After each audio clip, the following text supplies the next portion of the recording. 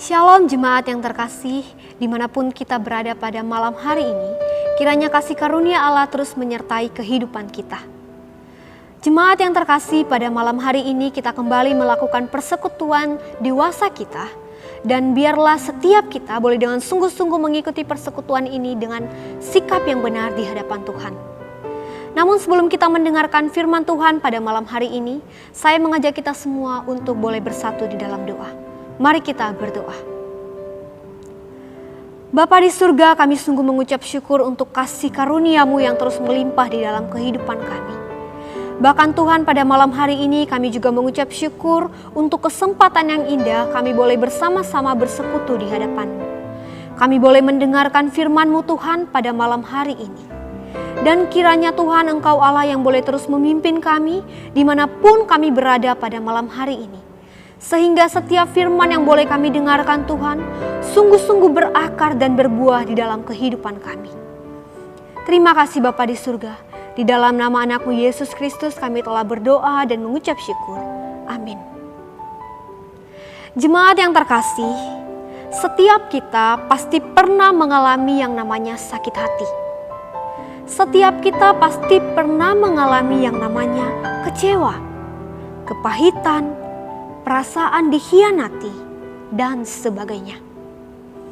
Kita mengalami berbagai rasa yang tidak mengenakan ini di tengah-tengah relasi kita, mungkin dengan teman kita, rekan kerja kita, kolega-kolega kita, atau bahkan di tengah keluarga kita sendiri, oleh pasangan kita, oleh anak kita, oleh saudara kita, atau bahkan oleh orang tua kita sendiri.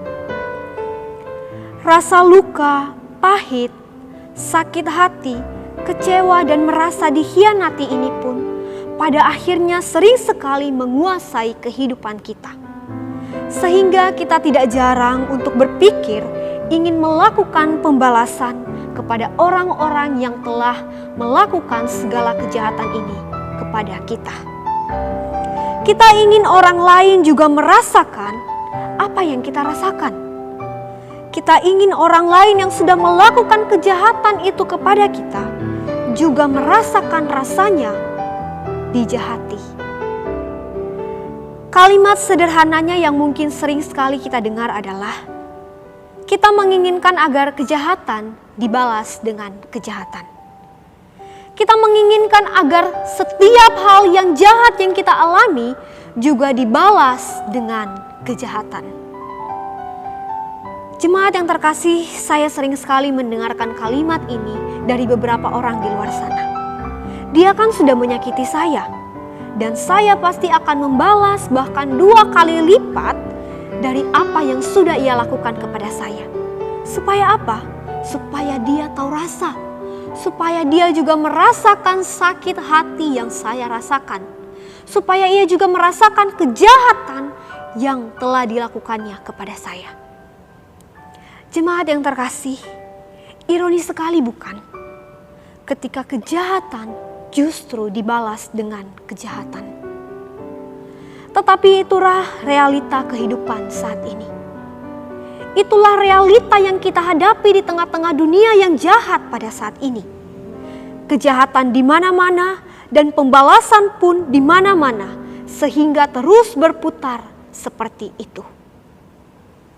Jemaat yang terkasih, ketika saya merenungkan hal ini, saya pun bertanya-tanya, kenapa sih banyak orang ingin melakukan pembalasan atas kejahatan yang telah ia alami di dalam kehidupannya? Dan di dalam perenungan saya menemukan bahwa setiap orang yang ingin melakukan pembalasan tidak lain karena ingin mendapat keadilan. Setiap orang mungkin berpikir dengan melakukan pembalasan, maka mereka akan mendapatkan keadilan.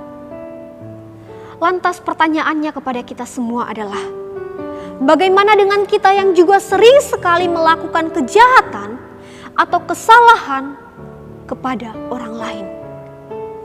Bukankah di tengah-tengah keadaan yang demikian, kita pun berharap agar orang lain mau memaafkan kita dan tidak melakukan pembalasan kepada kita? Jemaat yang terkasih, seorang bernama Alexander Pope. Dia adalah seorang penggubah puisi dari Inggris pada abad ke-18. Pernah berkata demikian. To err is human, but to forgive is divine.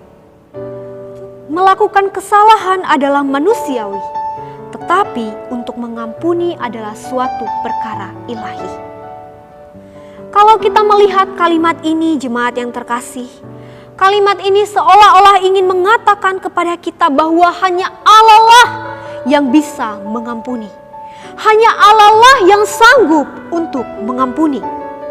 Sedangkan manusia tidak bisa melakukan itu. Seperti yang saya katakan sebelumnya, ketika kita disakiti, dikhianati, dikecewakan, diperlakukan tidak benar dan lain sebagainya, kecenderungan kita adalah ingin membalaskan sakit hati itu, ingin membalaskan kekecewaan itu, ingin membalaskan semua dendam itu kepada orang lain, supaya mereka juga merasakan apa yang kita rasakan. Sedangkan ketika kita melakukan kesalahan kepada orang lain, kita cenderung berharap agar orang lain tidak membalaskannya kepada kita, tetapi justru mengampuni kita dan memaafkan kita dari segala kesalahan-kesalahan yang kita lakukan. Oleh sebab itulah Alexander Pope ini mengatakan bahwa melakukan kesalahan itu adalah human, adalah manusiawi, sedangkan mengampuni tidak demikian.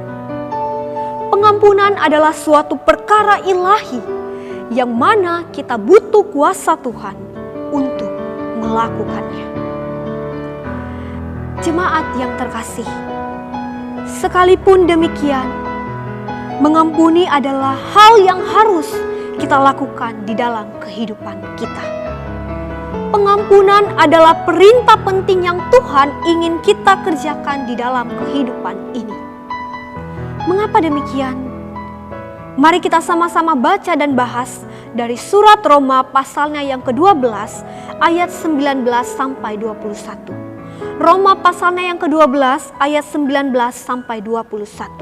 Saya akan membacakannya untuk kita semua dan silakan Bapak Ibu di rumah boleh merenungkannya di dalam hati masing-masing. Roma pasal 12 ayat 19 sampai 21. Saudara-saudaraku yang kekasih, janganlah kamu sendiri menuntut pembalasan, tetapi berilah tempat kepada murka Allah. Sebab ada tertulis, pembalasan itu adalah hakku. Akulah yang akan menuntut pembalasan, firman Tuhan. Tetapi jika seturumu lapar, berilah dia makan. Jika ia haus, berilah ia minum. Dengan perbuatan demikian, kamu menumpukan bara api di atas kepalanya. Janganlah kamu kalah terhadap kejahatan, tetapi kalahkanlah kejahatan dengan kebaikan. Berbahagialah setiap kita yang membaca, mendengarkan, dan melakukan firman Tuhan di dalam kehidupan kita sehari-hari. Jemaat yang terkasih, seperti yang telah saya katakan di awal tadi, bahwa setiap kita pasti pernah mengalami yang namanya konflik dengan orang lain, yang membuat kita sakit hati, kecewa, marah, dan lain sebagainya.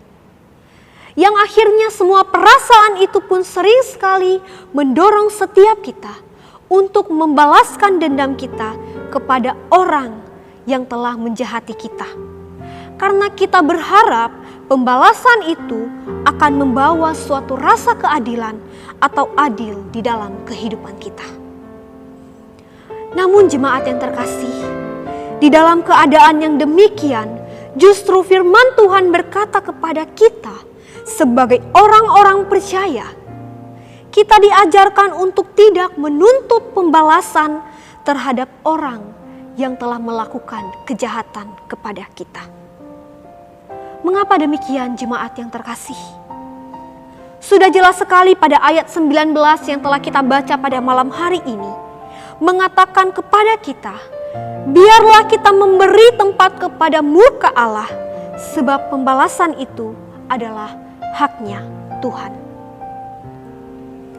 Dalam pengertian bahwa kita harus menyadari bahwa pembalasan bukanlah hak kita sebagai manusia, tetapi itu adalah haknya Tuhan sebagai Allah kita. Mungkin kita juga bertanya, kalau Tuhan yang melakukan pembalasan, bagaimana kita memperoleh keadilan dari kejahatan yang kita alami? Jemaat yang terkasih, pembalasan Tuhan adalah pembalasan yang penuh dengan keadilan. Pembalasan Tuhan adalah pembalasan yang penuh dengan keadilan, sebab Dia adalah Allah yang adil. Hal yang harus kita kerjakan adalah memberi tempat atau ruang kepada murka Allah dengan membiarkan Allah bekerja dan membalaskan semuanya itu di dalam keadilannya. Namun kendalanya adalah kita sebagai manusia masih sangat sulit untuk menerima kenyataan bahwa kita tidak membalas orang yang melakukan kejahatan kepada kita secara langsung. Kalaupun kita beranggapan bahwa Tuhan yang akan membalaskannya untuk kita, tetapi sesungguhnya jauh di dalam lubuk hati kita masih terus mengutuki orang tersebut, bahkan berdoa agar dia mendapat balasan yang besar daripada Tuhan. Atau di sisi lain kita justru bersuka cita, kita senang karena dia akhirnya mendapat pembalasan daripada Tuhan. Jemaat yang terkasih, sikap yang demikian pun bukan merupakan sikap yang dimaksud dari firman Tuhan yang kita baca dan kita renungkan pada malam hari ini. Poin utama dari firman yang kita dengarkan pada malam hari ini adalah pertama, bahwa sebenarnya adalah kita harus melepaskan pengampunan. Poin pertamanya adalah pertama kita harus melepaskan pengampunan. John Arthur pernah mengatakan demikian, hampir seluruh masalah dalam relasi manusia berakar dari hati yang tidak mau mengampuni. Dan saya rasa bahwa sangat penting sekali untuk memahami hal ini.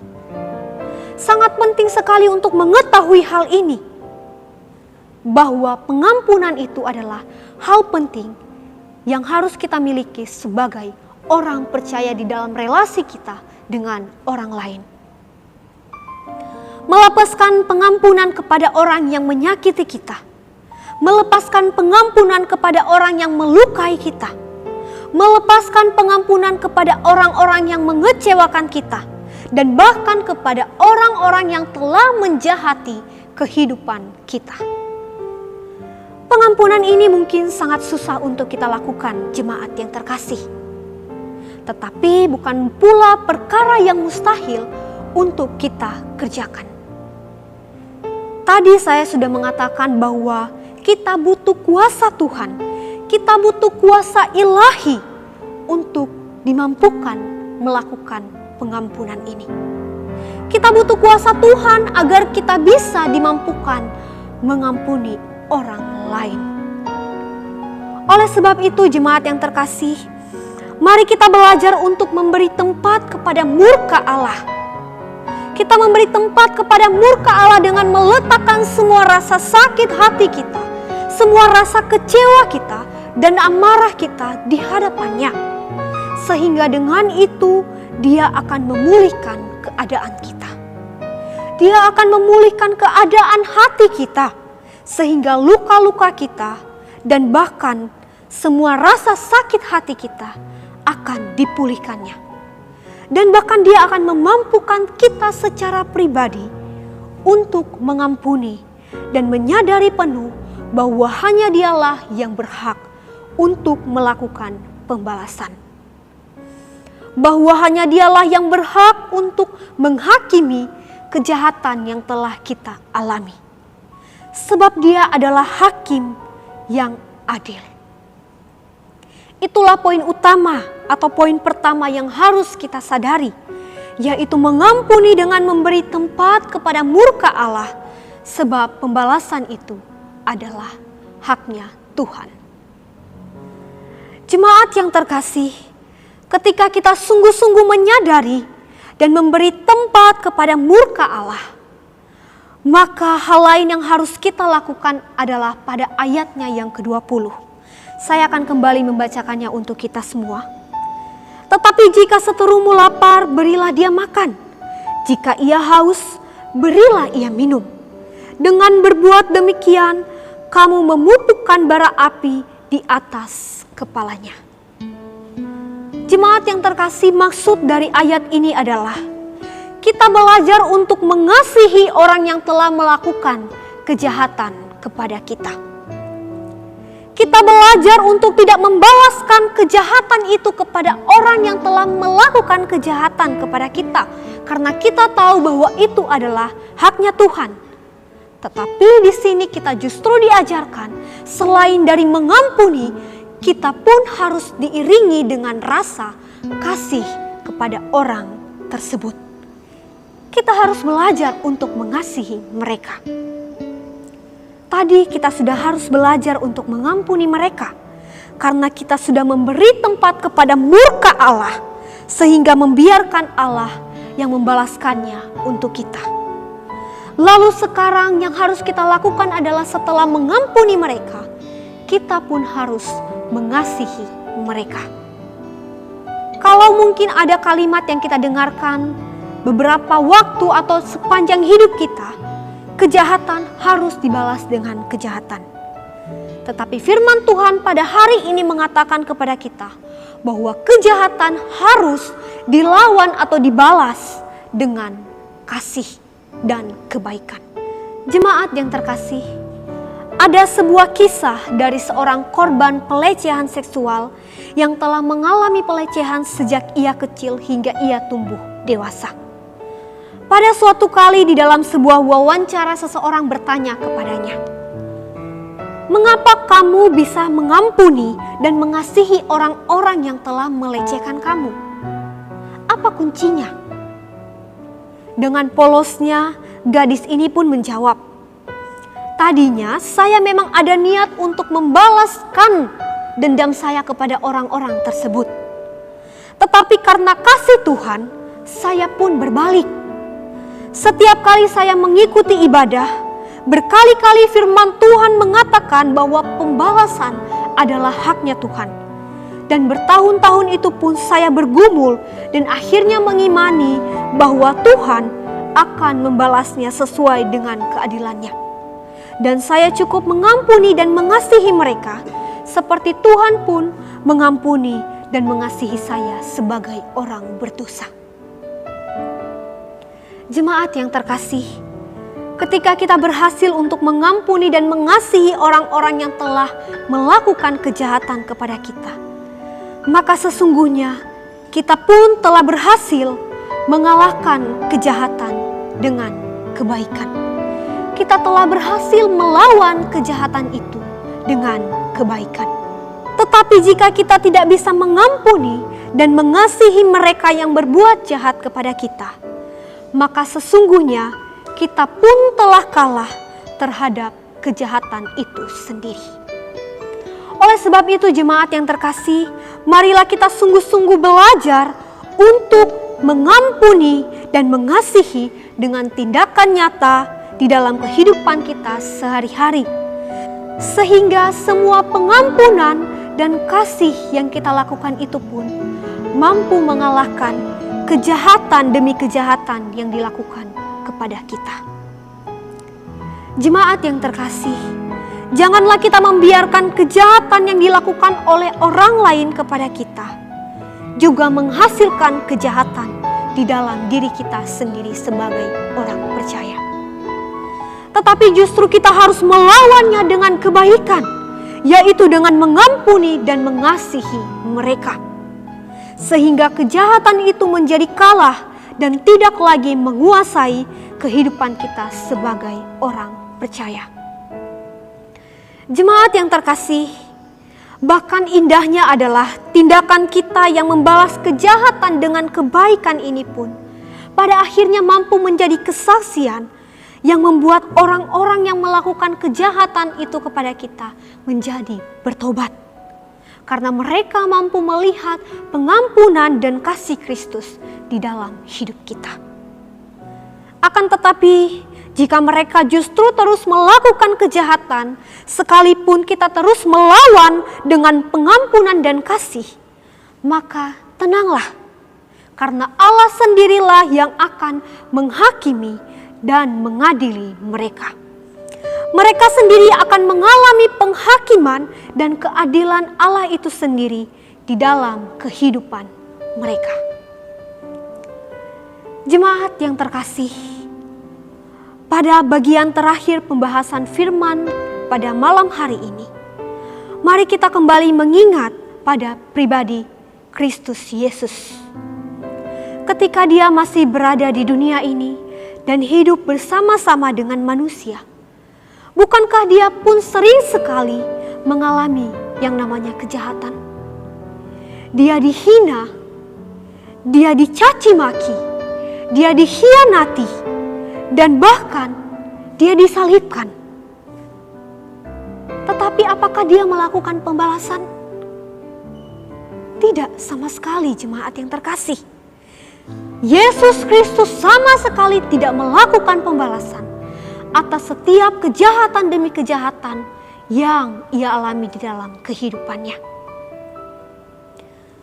Tetapi jemaat yang terkasih, dia justru tahu betul bahwa pembalasan adalah haknya Allah Bapa.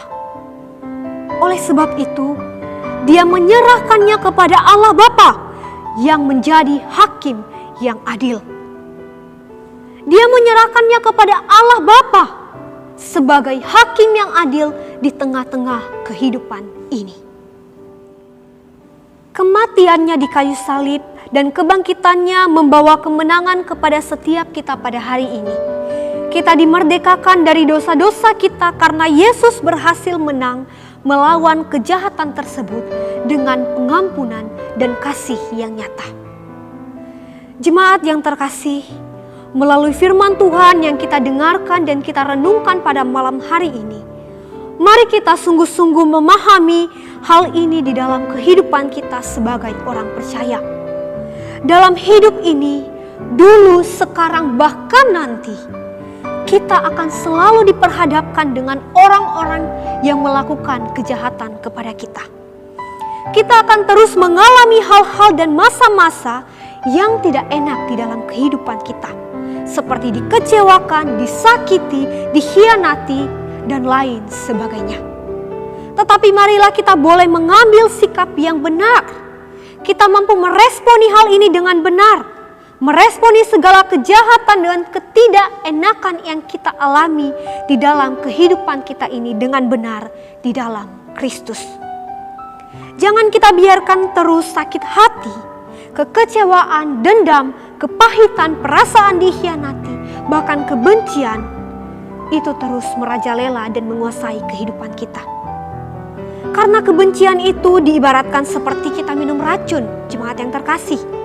Kita berharap orang lain yang mati, tetapi pada nyatanya kitalah yang mati. Kitalah yang tersiksa karena kita meminum racun itu sendiri. Mari melalui firman Tuhan pada malam hari ini, kita melepaskan semua rasa benci itu, rasa sakit hati itu. Mari kita melawan semua kejahatan demi kejahatan yang kita alami di dalam kehidupan kita dengan pengampunan dan kasih. Seperti yang telah dilakukan oleh Kristus di dalam kehidupan ini. Demikian firman Tuhan yang boleh kita dengarkan dan renungkan pada malam hari ini. Mari kita bersatu di dalam doa. Bapa di surga, kami sungguh mengucap syukur untuk firman-Mu yang sangat indah pada malam hari ini. Kami kembali diingatkan dan disadarkan Tuhan bahwa pembalasan sesungguhnya adalah milik-Mu. Di dalam kehidupan ini mungkin seringkali kami dikhianati, kami disakiti, kami dikecewakan. Bahkan kami mendapatkan perilaku-perilaku yang tidak baik. Kami bertemu dengan orang-orang yang menjahati kami. Tetapi Tuhan, pada malam hari ini kami diingatkan bahwa di tengah-tengah segala kejahatan demi kejahatan yang kami alami, kami harus belajar untuk mengampuni dan mengasihi mereka dengan nyata di dalam kehidupan kami. Sehingga dengan itu Tuhan, kami mampu melawan kejahatan ini dan menyatakan kemuliaan-Mu di tengah-tengah dunia ini. Terima kasih Bapa di surga, terima kasih Yesus. Kiranya Engkau Allah yang boleh terus memampukan setiap kami. Terima kasih Bapa di surga, di dalam nama anak-Mu Yesus Kristus, kami telah berdoa dan mengucap syukur. Amin.